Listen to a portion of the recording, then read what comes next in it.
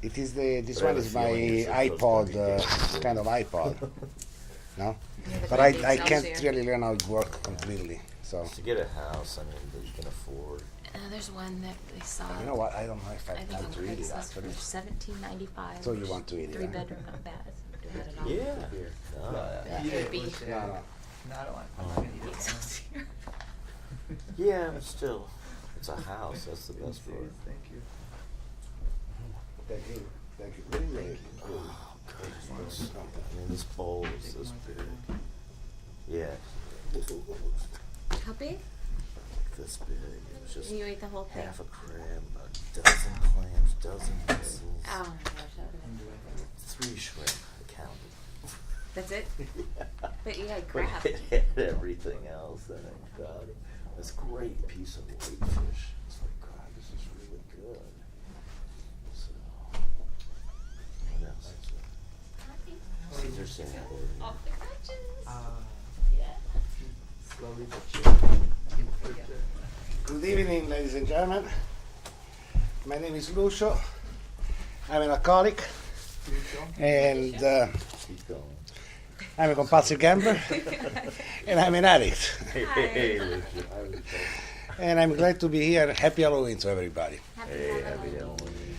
Actually, I was trying to figure it out. I was talking with Greg about if there is some deeper meaning on holidays like Halloween, if this need of being in costumes or covering with the masks has some deeper motivation, why most cultures, at least all the cultures that I know, they have this kind of one period, short time in the year when people actually need to put the masks on, to either to cover what they are normally or to express some inner desire or some inner manifestation and that they have inside and they cannot do it normally.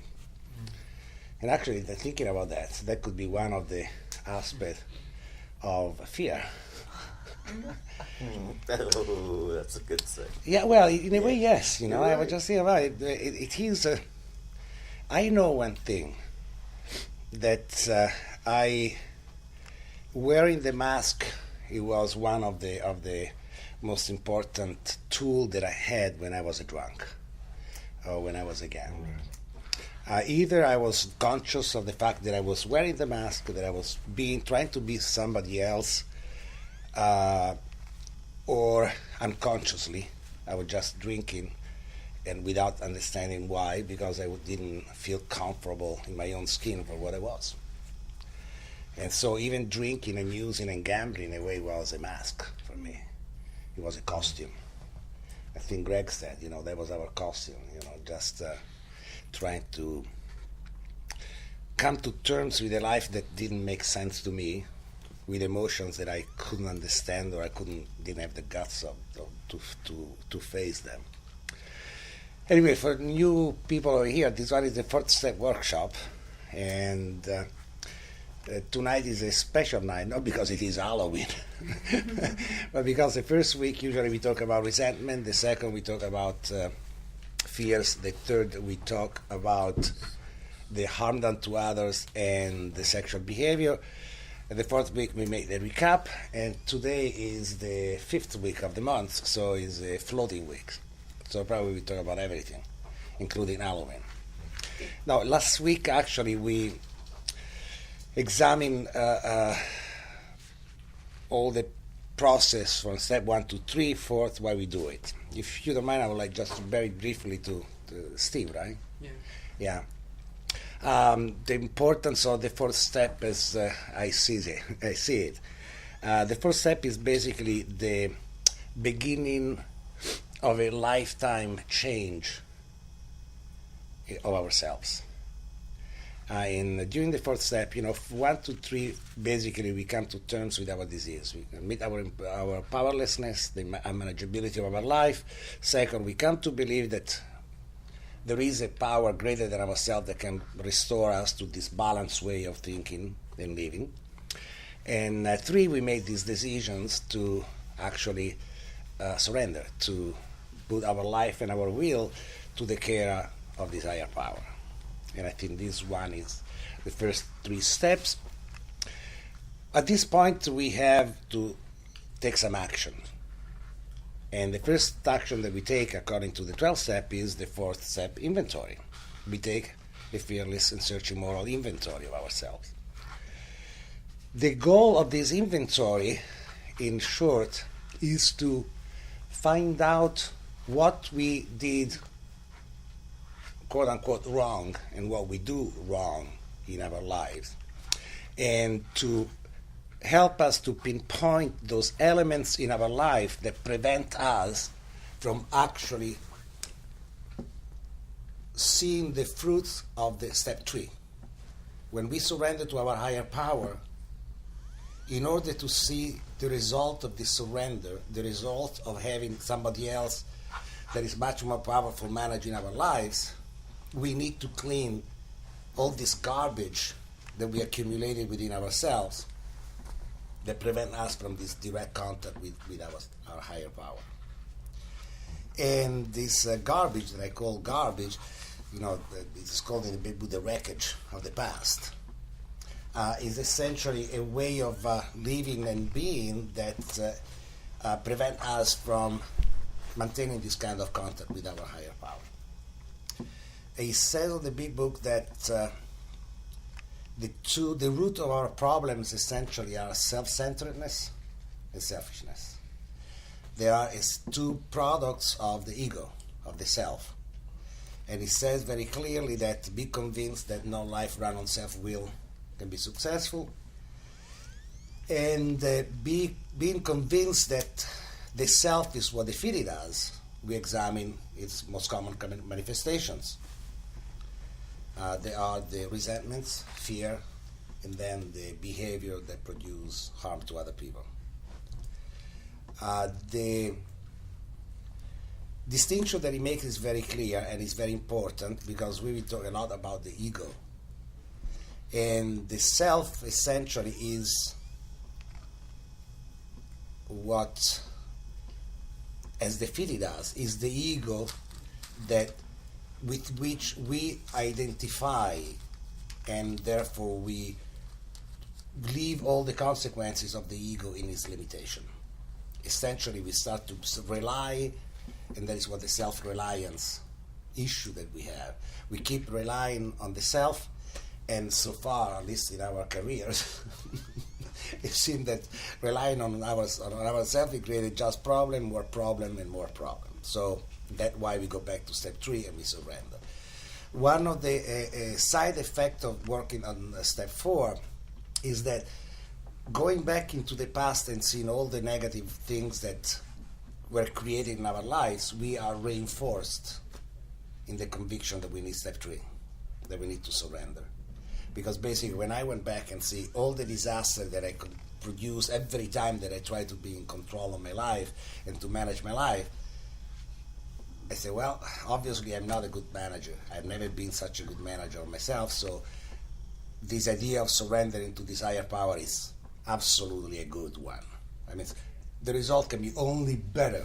I don't know if they will be positive or not at the beginning, but it can only be better. As long as I am not in charge, as long as I take myself away from the management picture. So we examined last week in the recap, the resentments. We examined this thing with my distinction is about 3 kinds of resentment. The resentment that do not exist. The one I'd say that basically the one that we created just for no reason whatsoever, because there are a tool that we can use to keep destroying.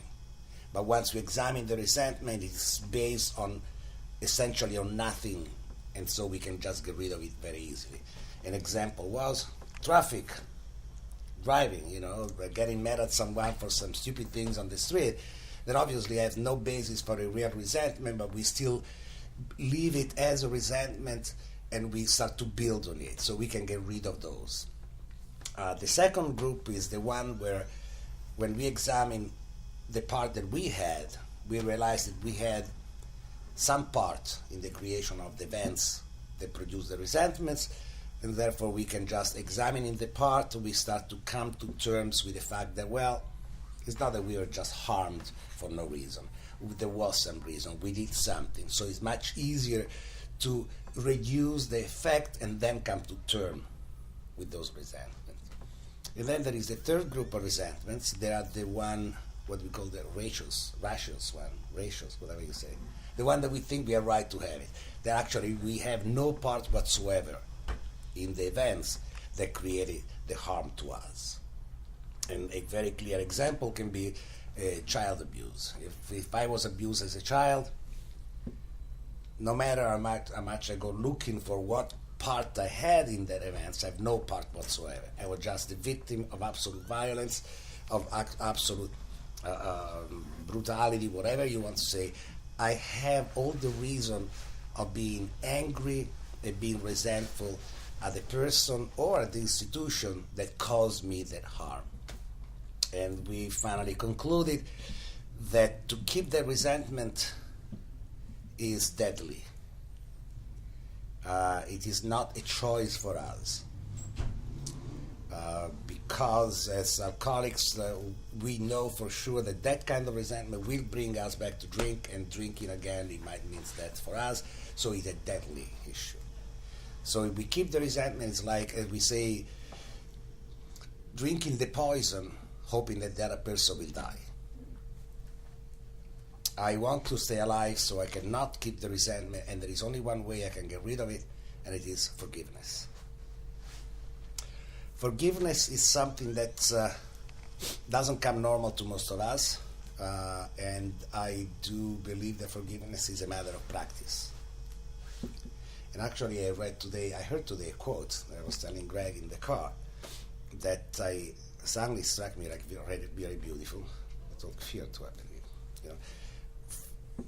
And I'm always feeling that my accent actually confuses people from understanding it. What actually the words are. Forgiveness is the fragrance that the violet shed on the heel that crushed it. Forgiveness is the fragrance that the violet sheds on the heel. How do you say heel? That crushed it. Crashed. Shut up. What? What? Well, you know, I want to repeat it because I think I mentioned it on the telephone, and he asked me 4 times, what? And he told me, oh, maybe I should see it written down. Subtitles.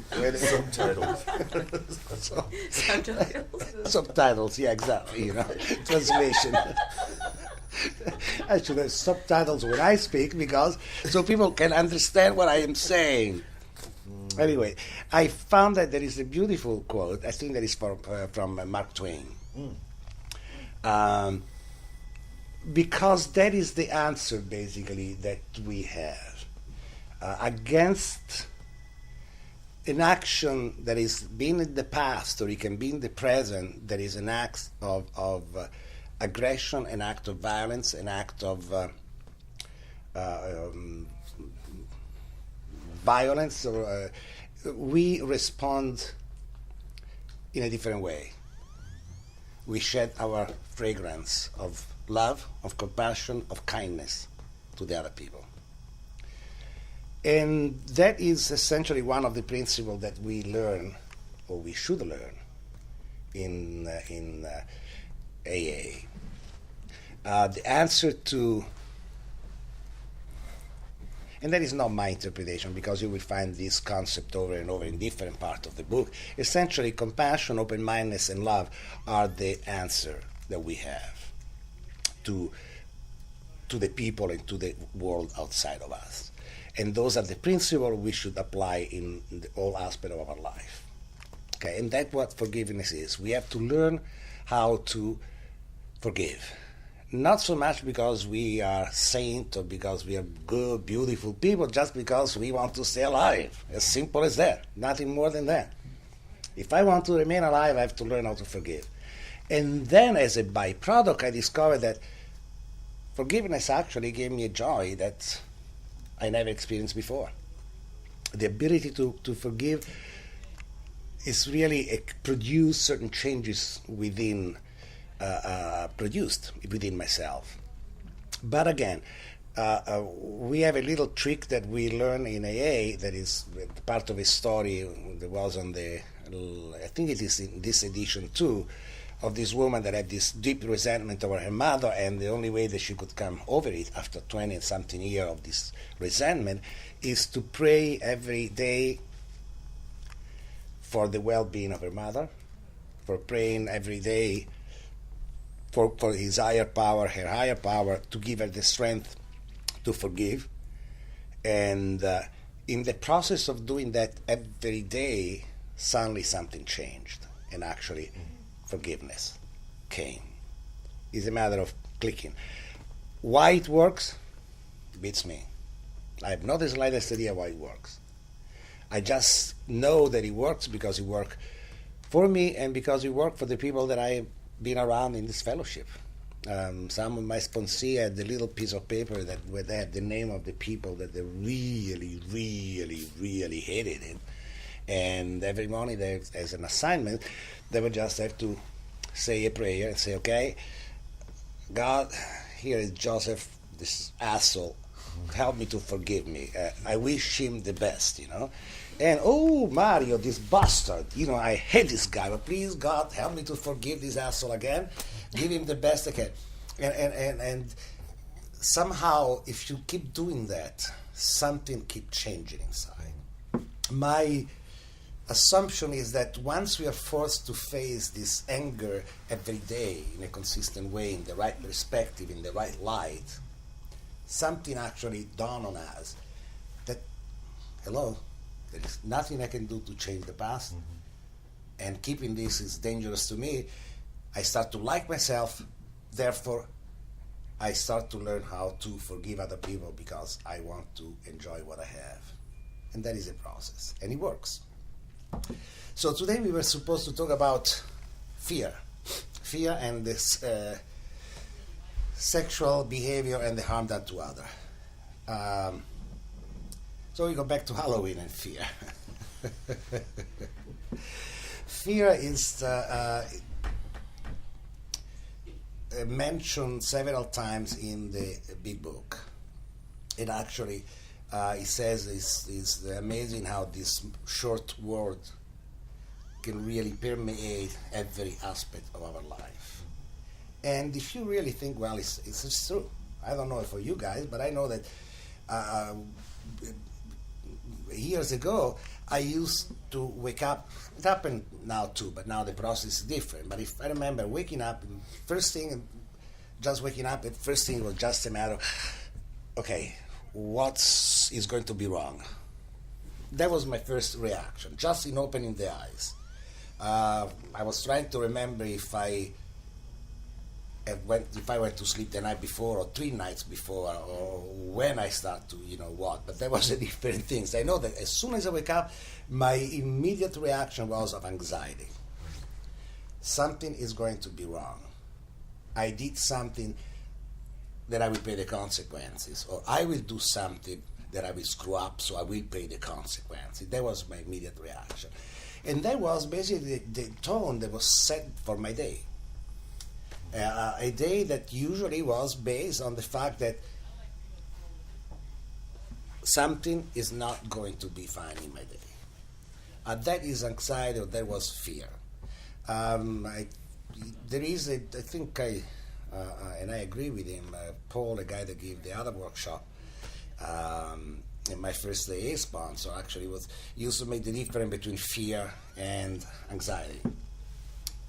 They are basically the same almost manifestation. The point that fear, people usually relate better to fear in terms of physical fear, or something that actually is frightening in terms of physical harm, physical safety. Where what we're talking about here is this kind of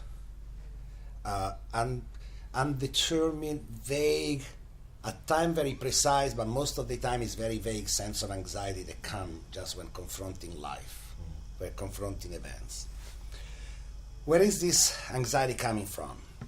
It's coming from the ego. That is obvious. Fear is based in time, and it needs the ego to just be existent, to be effective. So fear and ego are in a certain sense synonyms. Fear is something that the ego uses to keep manipulating us, to keep making us believe that we are actually, to convince us that we need to identify with the ego, because basically fear prevents us from having the kind of clarity of mind that make us suddenly see something is wrong here. If my ego keeps telling me, follow this plan, do that, and you will be happy, joyous, and free, and I keep doing it, and something doesn't work the proper way, obviously, in place of thinking there is something wrong with the plan, there is something wrong with the idea that tell me to do these things, immediately I project on me as me, identify myself with that self, and I start to say, I am no good. I am a piece of garbage. I am mean. I will never be able to. Basically, I start to keep reinforcing my identification with the ego. And that is a kind of mechanism that fear uses to keep us doing that. Not only that, but the other effect, and we talked about that during the previous week, of fear, is that fear takes natural instincts that would be normal behavior. And again, we go back to the example of material possession or financial security. When the normal instinct of having normal security, to have certain things to live on, I have an income, I can eat every day, I can have maybe a roof over my head, I can pay for my little expenses, and I can enjoy the different aspect of my life. When this normal instinct that brings us to produce or to work or to just make money in a normal way is injected with fear, immediately is blown out of proportion. What we do is not enough because we are afraid that it's not enough. We are afraid that we will lose what we have. And so what we do? We start to bring this need to an excess and become character defect. Greed. Okay, so most of the character defects are actually normal instincts that have been injected with fear. So fear takes these character defects, these normal instincts, and just transform them into something that is abnormal, is dangerous, or is harmful to us. And those are the character defects. So that's why in the fourth step, our goal is to basically understand what are the patterns in our life that are dominated by certain character defects, so that we can see the character defects, we can see the area that they are working on us, and then we can clearly face them and work on changing them. Because that is the goal, to change ourselves for the better. So to bring those character defects to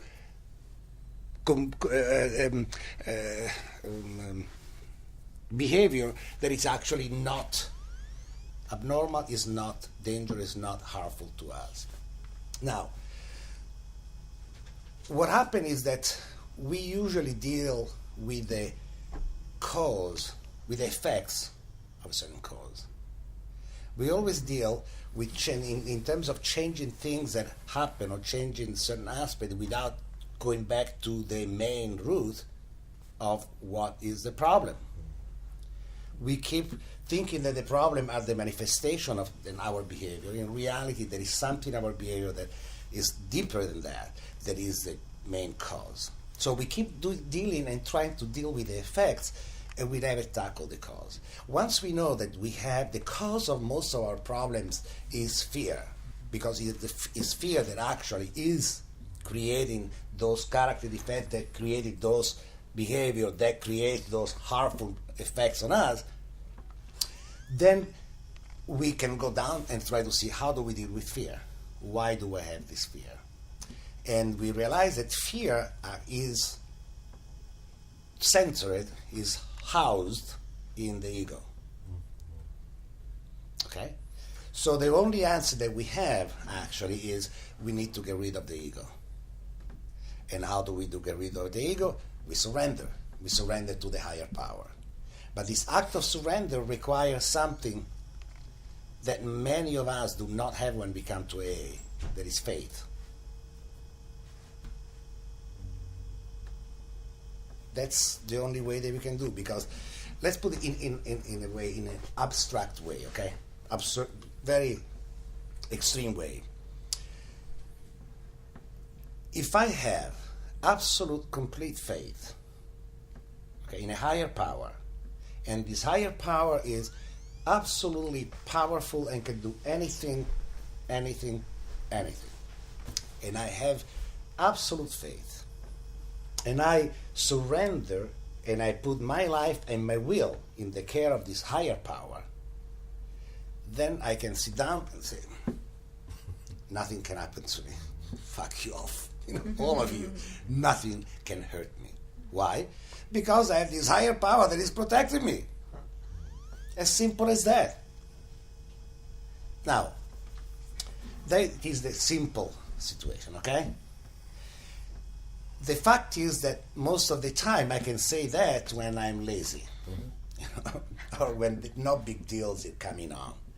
But when something really serious that can affect my life, emotional and practically in very deep way, happen, my faith is not strong enough. So in place of saying, God, I did the best I could, now I trust that you will solve the situation the right way, we say, God, yeah, please, I put in your hand, resolve this problem for me, but make sure that. Yeah.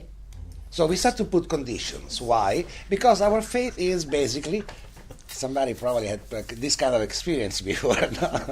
Yeah. So that is why faith is it really, let's say a saint has this kind of total faith. Okay, we are not saints, but we can improve. Faith for me is, again, practice. It's like forgiveness. How do we practice faith? We practice faith basically surrendering a little bit of the time. There is people that have this wonderful gift, that they have this profound revelation suddenly. They just, something happened and they finally connected with this higher power, with their God, and suddenly they felt no need any longer to reinforce their faith. The faith was already there. An active faith, a faith that works. Okay? Other people, like me, you know, they have to struggle because faith doesn't come easily. So I know that in my process was very simple in a way. I followed the instruction. I surrendered a few things around me. When little practical problems came and I thought I did the best I could, but I didn't know which direction to go, I suddenly surrendered. I said, God, I did the best I could. It's in your hand. I don't know. You just send me the answer. Let me know what I have, what the answer is. And I discovered that if I was actually in that humble positions of waiting, and I stress the word humble, because humility is one of the key words in this program. Humility is the ability to ask for help and the willingness of receiving help. Humility is the ability to see ourselves in the right size, to resize ourselves. Humility is the ability to understand that our pride is something that created much more damage than we imagine. Okay? Humility is the ability to see that we are not perfect, that we have character defects, and that there is nothing wrong in admitting them. So, if in this condition of humility, in accepting our humanity completely, we are waiting, the answer will come. Maybe it comes in a way that we didn't expect, but we can see it only if we are just in this simple, humble position of allowing the answer to come to us. If we are in the ego position that we want to see, it's like using a certain filter. You know what certain filter that you use on the cameras, some certain light comes in, other don't, certain colors come transformed. The ego basically says, okay, I put these filters on, so I will see only the results. The A do not have stripes, B, that do not affect my pocket, 3, they will not require me to stay awake more than 20 minutes, 4, once these conditions are respected, I can see all the results are coming. Oops, it's a little hole like that, and I can see nothing coming. Say, oh my God, nothing happened. You see? It doesn't work. But if suddenly I just take all the filters, I open the lens completely, suddenly I start to see, oh wow, what a world of things are changing and happening in front of me, and I can see it. So that is the position that we have to reach.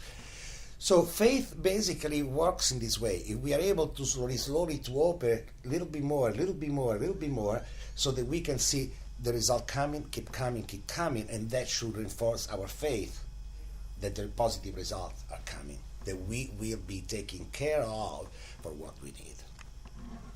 So the two things that basically are the two tools that we have to confront fear and to basically, as it says in the big book, we will commence to outgrow fears. Okay?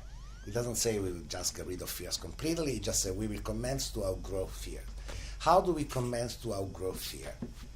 Two ways, two tools. One is faith.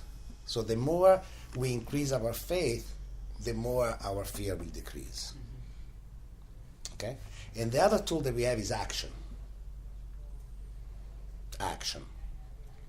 The first action is fourth step. Trying to find out which one are the tools that the ego are producing to bring us into the old behavior. Try to find out our character defect. Try to find out the anger that we have and get rid of it.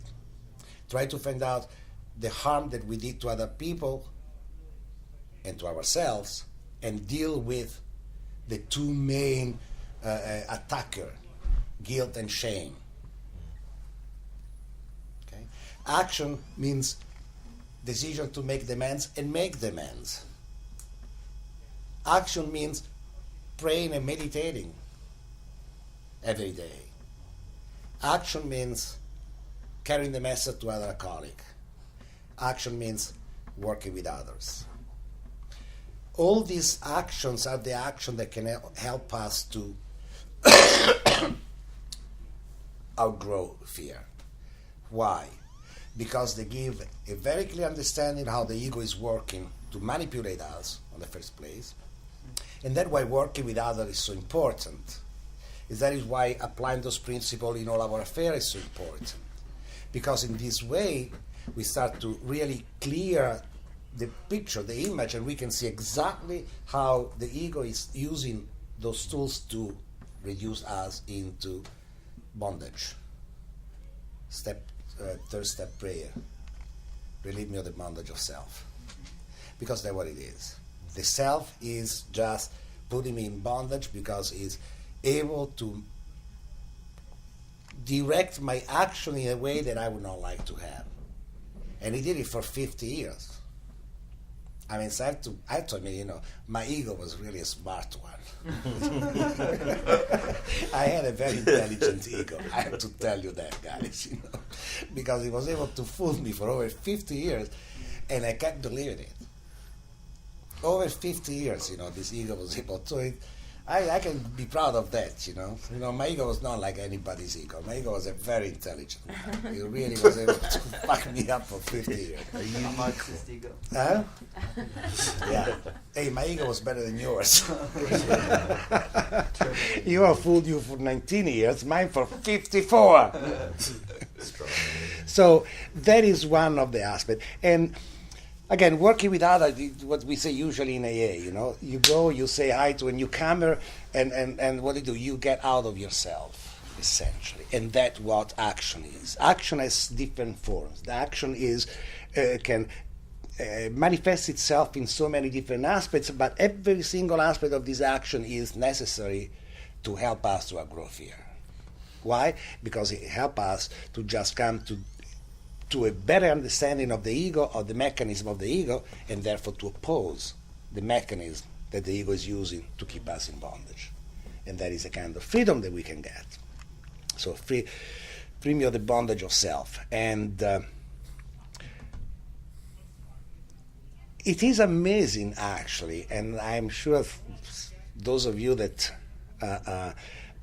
use in part of these tools to see that the very moment that, okay, let me put my personal way.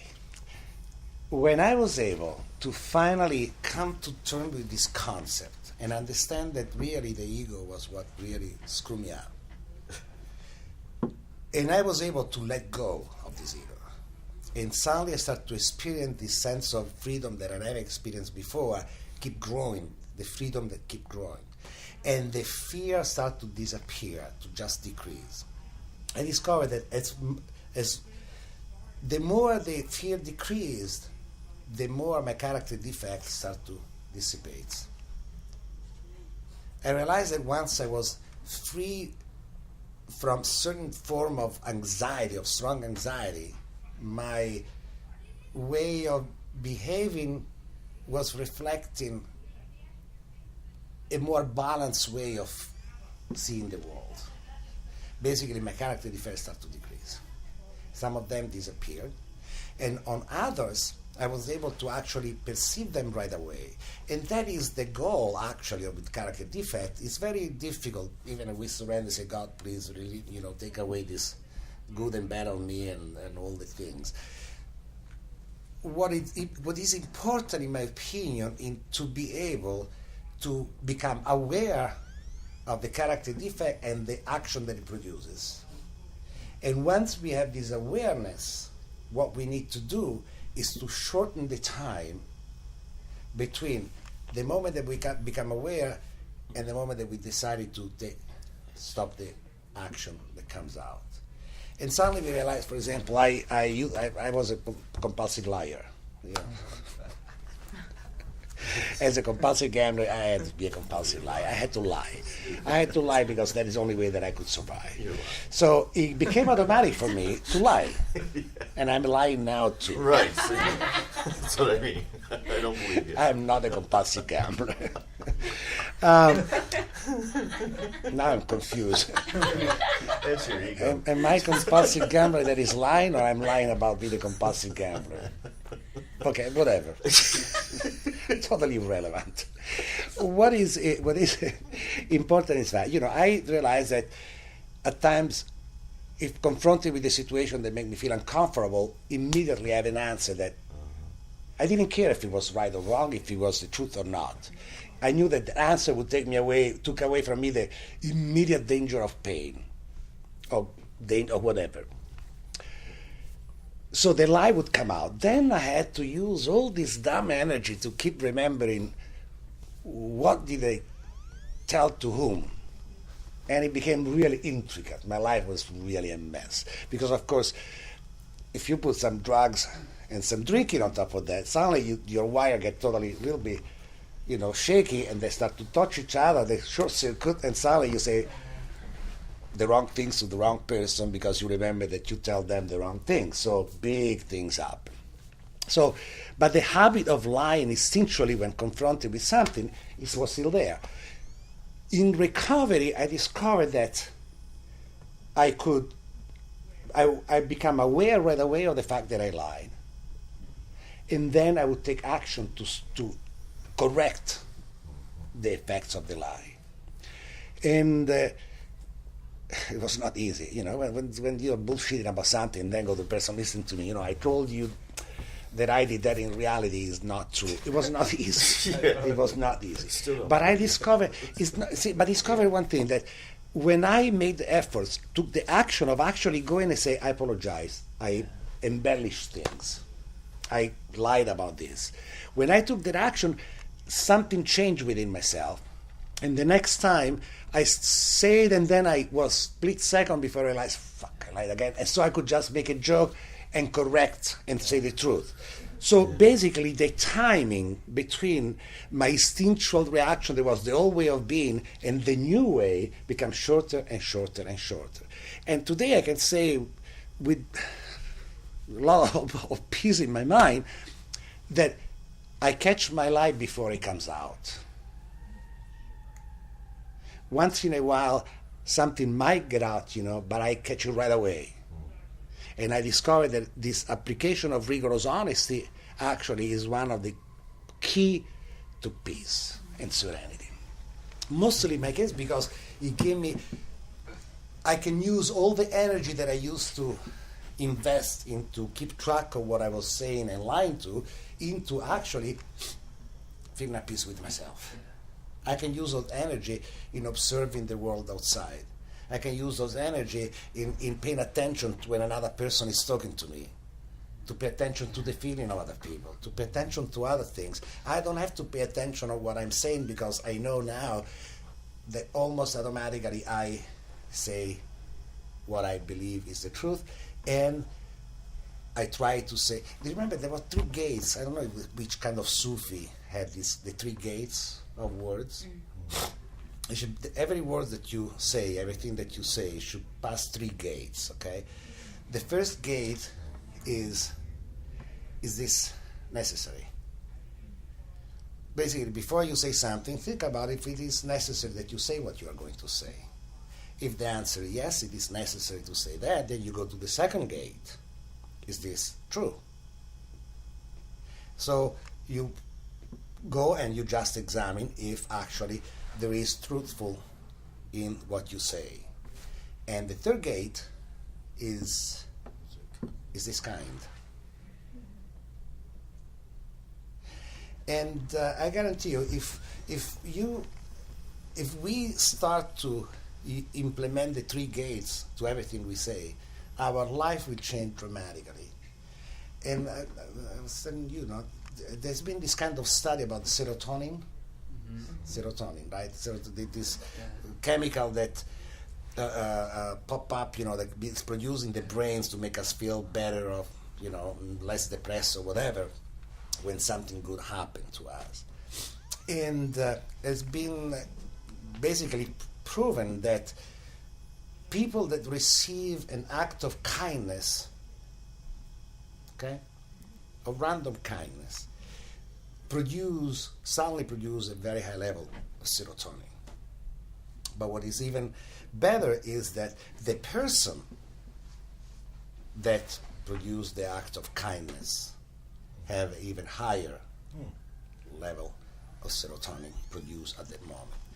And what is even better is that observers, people that observe that act of kindness being done, have a higher production level of serotonin. So, What's your source? No. Huh?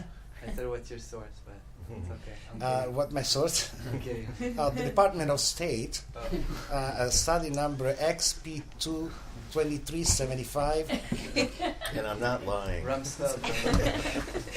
signed by Rumsfeld. So it's a win-win situation. Yeah. My source is Wayne Dyer. Oh, love him. Okay? That is my source. What is his source? Ask him. But and again, it might be true, it might not be true. But I want to believe that it's true, because I know that if I believe something good is true, actually produces good things to come. And that is actually, there was a story still when Dyer that it basically come back to what we were talking about, fear, about the sense, finding the sense of balance. There is a story that is referred, there is another friend of his tell the story. But anyway, the story is this one. There is this old lady that is 92 years old, legally blind. The husband of 70 years died, so she has to move from the place she lived for so many years, and she is impeccably dressed in whatever dress. The hair is combed, put up in a chignon very nicely. She's all precise, very quietly and serenely. She waited until on the lobby to be brought to her room in this new home for the elderly. And they know that the guy that is bringing her, they know that the room is actually kind of cramped down room, that I put sheet in place of curtain because they didn't have, But he's trying to give her some idea, we have the room is like that, and she's there in the lobby still. I say, oh, I love it. And the guy said, well, why don't you wait until you see it, be patient. She said, no, there is nothing to do with it.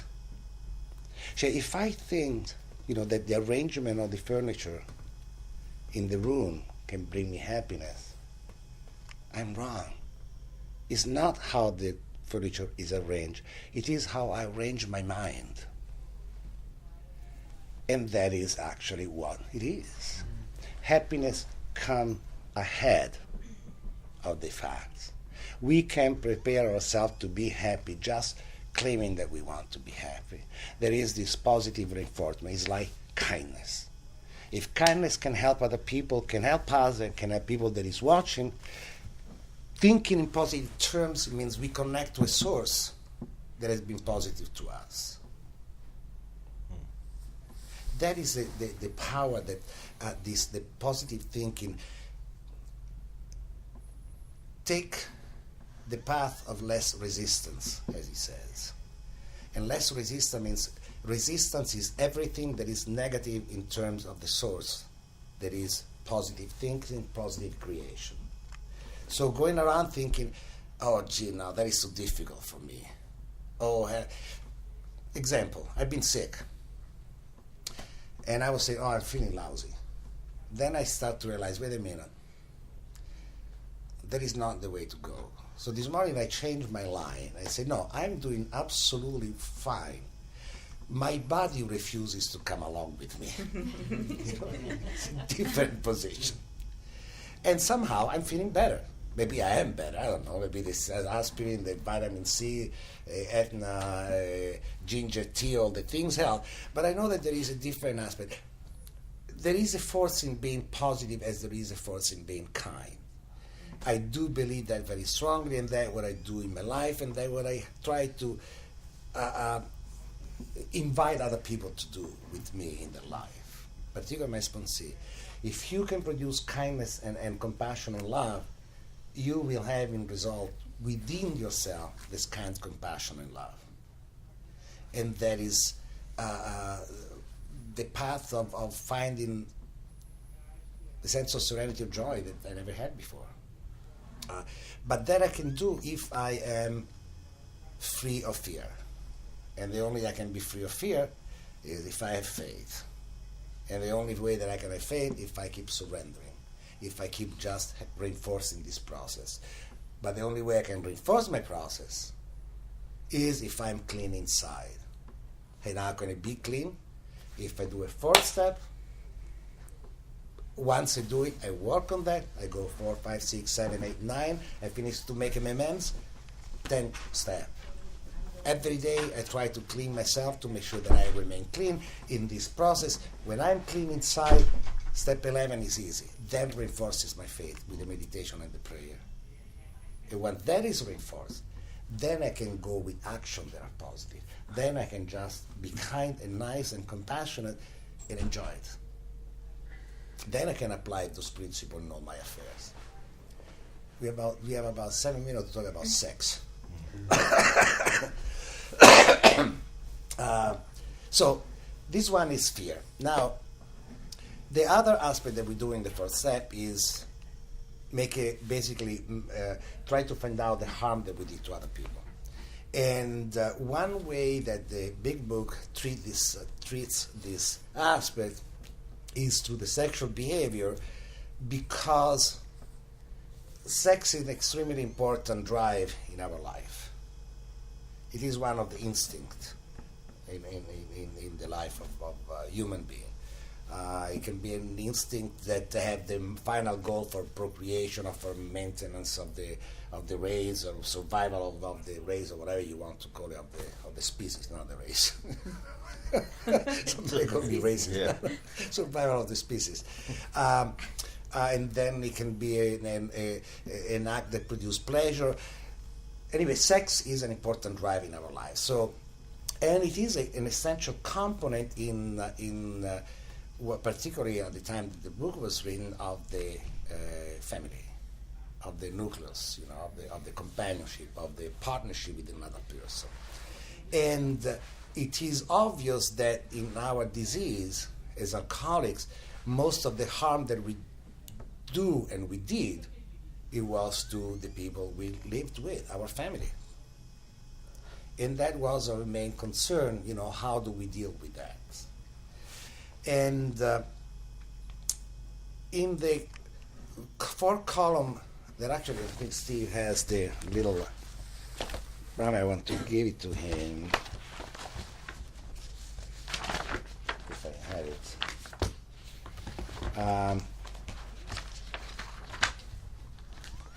Yeah. In the column of the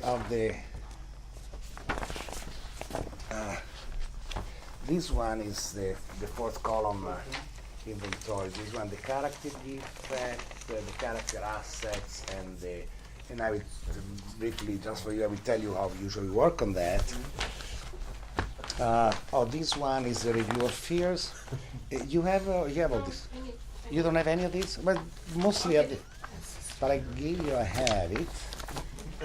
And okay. This one is for the review of fears. And so it's the four column, right? We write on the first column, for example, resentment.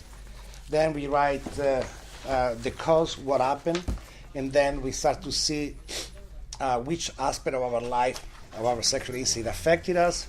And then the fourth column, we start to see which part we had in it. And in the part that we had in it, we start to see that we have some of those manifestations. They are the character defects.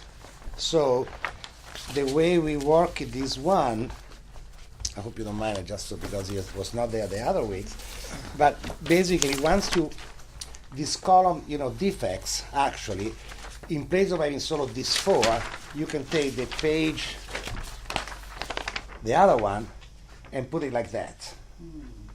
Okay? Or like that if you want. So that you have a larger list of the character defect. And in case those that are listed over here are not enough because you think that you are better than us in our in being bad, at the end you have another list of character defects. So you can check all of that. Okay? The reason why there is this checklist of flaws and assets is because once you define a character defect, you can see what is the opposite. Because the goal is then to decrease the character defect and to improve the opposite, that is the asset. Okay? So if I am a liar, I just saying the truth. So I will start to decrease the time I say lie and try to increase when I say the truth. And if I am, inconsistent, I will try to improve the time that I'm consistent. That is basically how this character defect essentially should work. As I mentioned before, most of these character defects, if you really go to examine them, they are the results of a combination of natural instinct with the input of fear. Okay? Basically, there is no reason. It's not that people is naturally arrogant. Usually, people is arrogant when he's afraid of not being respected, or people is arrogant when they are afraid that they will not being enough. People is afraid of being judged. People is afraid of not being good-looking enough, so he will be shunned by other people. People is afraid of loneliness, so he reacts in different way. So most of those fears, are the fear that then affects the behavior, and the behavior when it's exacerbate, But the fear become a character defect and become a big obstacle, a big problem in our lives. Because usually those kind of elements are the ones that we use to act in life, and usually they create results that, at least in my case, and the case of many alcoholics that I know, are not very positive. Usually big disaster. And then we find that to get into the self-pity, poor me, poor me, poor me, and then, oops, let me drink again. Let me screw it up again. So that is basically the pattern. That is why finding this character defect is important, because once we define them and we see that how move them to elimination of fear, this one decrease, then our behavior become different. And when our behavior become different, the possibility that we can screw up become less. We do not get into resentment any longer. So we might feel the sense of sanity that we're talking on step 2. Essentially, we can reinforce our conscious contact with God that we had in step 3. That is essentially how it works out. Okay. Now, you see, I'm doing absolutely fine, but my body tells me no. Is your body part of your ego? That's just so your ego's really getting to you today. I'm telling you, That's all right. My ego is telling me, I teach you a lesson, my friend. Yeah. So, I apologize for that, but But I thought that was funny when you said, my ego's better than your ego. Of course, that's your ego telling you that your ego is like, good. so before we close, there any question? I think that you need. Do you want to? If you're not, it's not clear, or please. It was good, man. Can I cite one of your examples last week? Yeah. That you were saying, okay, say that you're going to steal something, but then you tell yourself you're not going to steal something because I might get caught. But you said that's the wrong attitude. The right attitude would be, I don't want to steal something because I won't feel good about it. Was that right? Because it's not honest. Because it's not honest. And then that would have that Would have effects launch on sequence going. Yeah, if I do something that is not honest, I know that it's not honest. Mm-hmm. I know that the result would be something negative to myself. It's not because I can get caught, because I can even know I can get steal and get absolutely free with it. Nobody will catch me. Yeah. It's not that the point. Or just eat you Yeah. up, or your Is guilt, or your that I start to reinforce a negative behavior within myself, and I start to move away from the path of rigorous honesty that is essential for maintaining the sense of clarity within myself. Because if I accept that I can steal and do something dishonest because I don't pay the immediate consequence, or because it's small, or because I really need it, or whatever the bullshit is, if I accept that, then of course I can.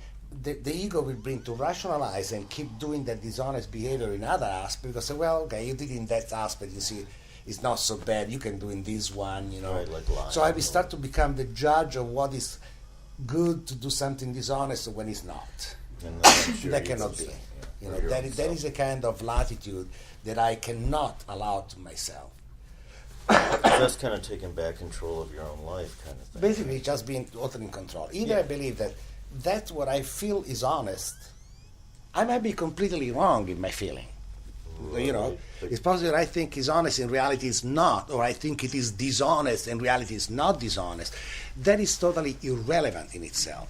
It's the emotion that I have at the moment. Once I confront a certain situation and my voice, the instinct tells me that is dishonest, I have to follow that instinct. Right. Okay? Yeah. Okay. Yeah. No, I think. But that's the key my part of it. faith is exactly that. That if I keep following that path, my faith can be reinforced, and I can keep believing that actually God will take care of me. It's not that God will tell me, you are right in doing thing. That is the right thing to do. It's not that. Right. I'm not Right. people in power that trust. No. I just know that basically. Yeah. In the book talks about that very clearly, that people just can use that in the wrong way and use that as an excuse to be rational, self-righteous, and say, I have the truth. I told you, remember the beginning, the first meeting, I have no truth whatsoever to give. I am here just with you guys to see if together each one can find his own truth. No, it's like my sponsor says, look, I'm just a tour guide. Okay, that's exactly what I am. I don't know what the truth is. Because I don't know. I do know that if I follow a certain path, I see certain sense of results. And the results that have given to me were absolutely wonderful. I have a quality of life that I never had before. And I think, hey, you guys, I can tell you how I did. You could do what you want. You can choose it. Maybe you can try it. Maybe we'll work with you too. I know that working the fourth step is not that just work for me and that's it. You can come to this room and you find thousands of people that they work for them. So I'm here just to share what I have been given by my sponsor. So it's just what we do. We keep passing on.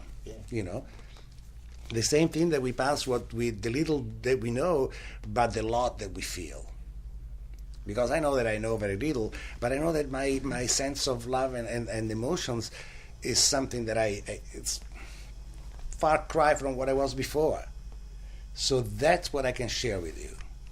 That's all I can share with you. And that's it. Then you will find your own path, You will find your own truth, you will find your own answer, and that's it. But I can tell you, I work my steps hard. Right? Yeah. Hey. That's your ego. Yeah. That is my ego that's telling me that. But Harder I than all of us. Now you know. But because my ego is better than all of yours. That's right. My ego is much more fucked up than yours. That's right. And as long as it makes you feel better, Lucio. I think it's something in the yogurt. Yoga? Your frozen yogurt. Yeah, Gotta frozen be yoga. something in there. Frozen yoga. Right. It's procreation of the species. Okay, now, Colin, if you're Colin, Yes. please call us out. All righty. Let the circle remind us that we're not alone in doing this. And a moment of silence for those that are suffering within the room and outside of the room. Followed by the Serenity Prayer. God, God, grant me the serenity to accept the things I cannot change, the courage to change the things I can, and the wisdom to know the difference. keep coming back. It works if you work it. because you work. And guys, next week, next Sunday, we start again step 4, resentment. Okay, we can do that. I think I probably will. You and your Marxist If you ego. don't, I'll have Him and Max's ego. We do not talk politics here. Well, maybe I might even have something. Marx. I heard that reference. you're gonna I couldn't resist. I know, and I'm I glad you couldn't did. resist. And don't forget the vote. Maureen. Yeah. Yes. Yeah. Thanks, Yeah. Lucio. You Thank you for inspire. being here. Yeah, Yeah, sure. no. Thank Well, you make me you. thank you, damn it.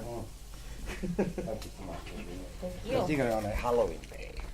Oh, that's a great day to be back. Right. Yeah. But they like my costume. Yeah, you can take your mask off now. I'm a tourist. I'm showing you the city. Come on. See y'all Yeah. later. Okay. See you next week. I don't know what this one is doing, but whatever. Is it still running? I don't know. It's new, so I keep pushing. I don't even know if I recorded it, but I will know later. Have you met Steve? Yes, we just did it. Sorry, but today was a kind of very unclear session because we talk about It's a fine. lot of things. I'll but start usually, next if you week. come next Definitely. Sunday, we will start. A little bit clearer about resentments. The functional first step and how we work the columns, and it can be a more of a tool, more nuts and bolts. So what do you do if you're only on the first step and You can just keep coming anyway. pretend you don't have character defects? But that's Use them full blast. Pull them until you come to the first, so you have to say, "Oops, now I cannot use them any longer." but just I guess be where I'm at. And Nothing. Just be what you are. Just if you're the first step, you really reinforce the conviction. Either you know that you're powerless or you're not. If you feel that you are, surrender to that idea. Just let go. And that is the only thing that you can do at that moment. You know, and that is just one day at a time. And if it is the first step, it can be 1 hour at a time. It can be 5 minutes at a time. 1 second at a time. Yeah, essentially, Breath at a time. try to find within yourself the strength and this kind of faith and the support of the group, the support of the people, because that's what helped me, and that's how I actually came to believe in a higher power. Because I knew that I did not believe in God, I was not believing in gurus or something like that, in all this bullshit, but I make a very simple connection.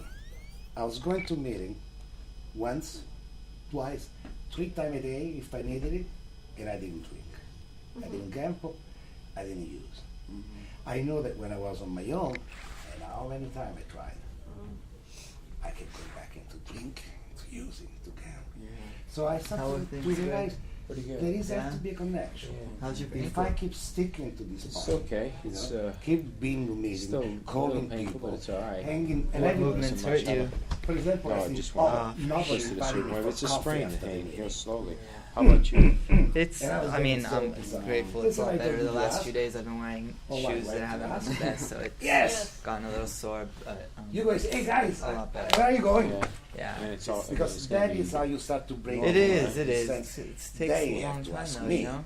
Yeah. You know, Really it does. they are supposed to Just take trying to care wrap of me it up, because wear I'm my a special newcomer. insoles, and It doesn't work that gotta way. just When be you really have want something, exaggerated steps, ask. you know? Really Yeah. just And that is the mindfully beauty walk that here like this. nobody. Yeah. because I'm Hopefully. working my muscle. Nobody will be paternalistic. I and, walk and you then know, I'm sore okay, here, I'm oh, sore no, here, no, I'm you- sore here, I'm sore everybody there. embrace you as you In can. these Even if- insane spots where I never I thought I had even people had that just- muscles, but when you Yeah. don't use them for 2.5 for months, their own nature, you know, they you will realize just a lot.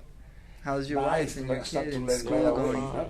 But most of the people here would just embrace me. Yeah. Yeah. I would say I'm lost. I don't know what the fuck I am. Is he Yeah. enjoying I know that I school? hate this program. Yeah, I he's hate these doing- rooms. doing- I hate thinking that I will have not daughter's to really drink happy. any My son's longer. doing well, so But I no hear. complaints. Are you guys going And traveling what I got anytime soon? was people hugging me, people saying, let's go to a coffee, business trip people down to El giving the Paso number. Then it was up to me for to her- call try to now, promote her book. you know. Mhm. Last One weekend, so- advice that Her book? that I well, she received published- she and I printed keep a- giving to it's other a people small, is that when you it's have an a few activity book numbers, for kids, In bilingual, English? use them bilingual every Spanish day. English. wow. So we're trying to get it. when everything is into going the fine, schools as a keep resource, calling these so people and we say, can I conference called to on let you know that bilingual everything is education. fine. Is work still stressful? Period. or- Leave a mess yeah. on the machine. A And lot I'll of tell you work. why. That's the Because one thing then, I- if at I 2 can't- o'clock at I can't night, even think about you need retiring to yet, call someone, 'cause I got so many you dads cannot and find the kids in excuse. school, but Fuck, I never I'm called kinda these tired people of it. in the last 2 weeks. Yeah. I'm going to call them now at 2 o'clock. But if you call them every I'm day, trying to- and once in a while they talk That's the to way you you look at things. and things start to work, I guarantee you, That's what we're talking come 2 o'clock at night, Joe, hey, yes, Steve, what happened? Just gotta keep. carrying I'm on a forward bad today, space. You know? Stay where you are. It's Are you crazy. gonna Coming. ride home? No, actually, I think Oh, I'm gonna they head will to talk to you. What I'm saying is, you have to put the efforts in. You know, you have to ask for help, and you have to be willing to receive it. Because if you ask for help and then you start to put a condition, well, wait a minute, you know, no, I accept help only if it comes in this package, you know, according to what my time. Then it's up to you, you know. It's, I tell you for experience that it doesn't work that way. You know, yeah, I've got You know, like you know, distorted. when I asked my sponsor, and he's great, you know, he's a damn hazard sponsor. You know, he put me certain conditions. He said, "That's the way I've been worked on with my sponsor. That's the way I can also work. If it's okay with you, I'm giving you time and attention. If you feel you cannot do it, you may find somebody else." And I thought, and I said, "It is hard, but I wanted what he had." And I just put all my ego and my pride and my rationalization and my bullshit aside, and I kept doing it. You know, every day I was calling him, and I was going to 1 meeting a day, 2 meetings if I needed, and every meeting, every week at the same time, I would spend 4 hours with him working on the stat. All my assignment had to be done in writing, and I did all my assignment in writings, and then I had to discuss them with him. And we had to read a big book from the beginning, and we had to read the 12 itself from the beginning. it was a time a pain in the neck. Yes, but you know what? If I had money, I would pay. I don't know. I would give everything to go back if I would need the same process. Because what it was given to me by this man is something that for me is priceless. It's like a MasterCard. Yeah. For the rest of it, it's MasterCard. Basically, Okay. from total desperation, I got to know, like today, that I'm so happy to be alive. Yeah, that's true. And 6.5 years ago, the only things that I wanted was to die. Okay. Well, thank you. I appreciate it. I'll see you next week. I hope so. Kafir is my sponsor, so I call him every day. You are in good hands. He's a Okay. very nice. Yeah, he is sweet. I just have to, like you just said, I mean, like he's my sponsor to get me sober, and I mean I have other like needs that have to do with my senses, but like I mean I can't look for my father in a sponsor, and I don't know what that. I mean, I'm sure I'll deal with that when I do my fourth step, but I don't know. I'm just glad to be alive. If you're glad to be alive, just And I'm a mess, but show this gratitude. okay. Keep going to meeting, you realize that you're not such a big mess. I know, I'm not. So it's so easy to go into the self-pity. Right, exactly. Oh yeah, poor me. I'm Right, I know. But actually, I'm really hungry now. I got to go home and eat. But fault. Yeah, Respect exactly. that. Respect. Yeah, that. and Respect it. I'm just and I have everything I need right now. I just want to stay sober. So Yeah. well, thank you again. That's all you can do. Okay, Stay sober one day at a time. thanks for helping me. I guarantee you, in 1 week, it would be better. In 4 weeks, it would be even much Oh, better. good. And then, actually, it's up to you and up to God. Thank But you. keep one little step at a time, and stick with the sponsor. Put your ego and your pride on the side. Okay. Last suggestion, last advice that it saved my life. When I went to Kaiser, the most important things that they told me and that stuck with me is this: your recovery comes first. Mhm. Anything you put before your recovery, you will lose it. Even wanting to get love from somebody. Yeah. Anything. I know. Your family, your kids, your wife, your lover, your parents, nothing. Yeah, that's hard. And nobody come before I know. your recovery. That's a huge discipline I need to. It's just you Yeah. have to just see the clarity of this, because you have been in binges and relapses. Well, 1 or 2, yeah. Yeah, and you have been in some little distraction time. Otherwise, you wouldn't be here. Yeah. Don't forget, you can just keep doing the steps, and then suddenly you decide, well, you see, now things are going better. I have to improve my job. I have to improve my relationship. I have to improve my kids or whatever. And you start to skip on the program because now those things, the suddenly you start to enjoy, become important. Right. Wrong. See that all the time. People with a lot of Wrong. years coming. Wrong. back in. Your first priority, I don't care a shit if you have kids, if you have lovers, if you have dead dying parents. You can do nothing to any of them anyway when you're drunk. If you do drugs, if you get totally wasted, you cannot help anybody. So don't delude, oh, I can. Be realistic. You cannot enjoy them, you cannot help them. Right. So your first priority is just take care of yourself. Right. Your recovery comes first, period. There are no if, but, nothing. That is the things that you have just to put your head against the wall. My recovery comes first, period. Then all the rest can come. Right. Bowl of tomato soup is a close second right now, so I think that's Go. what I'm going to do when I go home. Go to it, and I hope to see you next Yeah, you will. next Sunday. Okay. No, there is the wrong money. I forgot to send the money of the treasurer of the Gamblers Anonymous. Are you going to go to the mission? Yeah, well, let's hop on the bus.